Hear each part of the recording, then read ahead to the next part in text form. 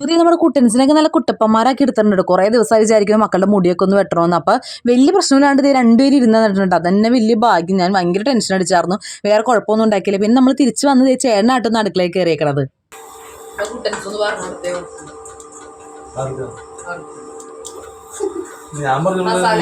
ചൂടാക്കി കഴിഞ്ഞാൽ കറികൾക്ക് നല്ല ടേസ്റ്റ് ആയിരിക്കും. മസാല വറുത്ത് കഴിഞ്ഞാൽ തിരിച്ചു വന്ന സമയത്ത് നമ്മൾ കുറച്ച് പോർക്ക് മേടിച്ചിട്ട് അപ്പോൾ അതൊന്ന് ജസ്റ്റ് സെറ്റ് ചെയ്യാമെന്ന് വിചാരിച്ചിട്ടാണ്. അപ്പോൾ ചേട്ടനായിട്ട് അത് ഉണ്ടാക്കാൻ വേണ്ടി കയറിയേക്കണത്.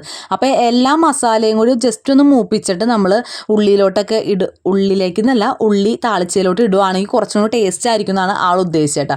അപ്പോൾ എനിക്കും ഭയങ്കര ഇഷ്ടമായിട്ട് ഇങ്ങനത്തെ സാധനങ്ങളെന്നല്ല, ഞാൻ എല്ലാ സാധനങ്ങളും കഴിക്കും. എന്നെ തിരിച്ച് കടിക്കാത്ത എന്തും ഞാൻ കഴിക്കാറുണ്ട് കേട്ടോ. അപ്പോൾ ഈ ഒരു സാധനത്തിന് സൈഡായിട്ട് ഞാൻ കുറച്ച് തൈരൊന്ന് തക്കാളിയുമൊക്കെ തക്കാളിയല്ല എന്നിട്ടാണ് ഉള്ളിയൊക്കെ കൂടി ഇട്ട് ഞാൻ ഞെരടി അങ്ങോട്ട് എടുത്ത് മാറ്റി വെച്ചിട്ടുണ്ട് കേട്ടോ.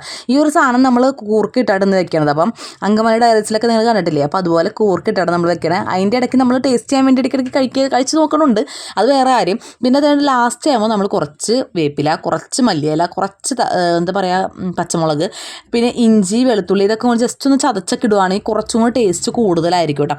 അപ്പോൾ ഇതൊക്കെ ചേട്ടൻ എനിക്ക് പറഞ്ഞു തന്നിരിക്കുന്ന കാര്യങ്ങളാണ്. അപ്പോൾ വീഡിയോ ഇഷ്ടപ്പെട്ടെങ്കിൽ സബ്സ്ക്രൈബ് ചെയ്യണം. Okay, by.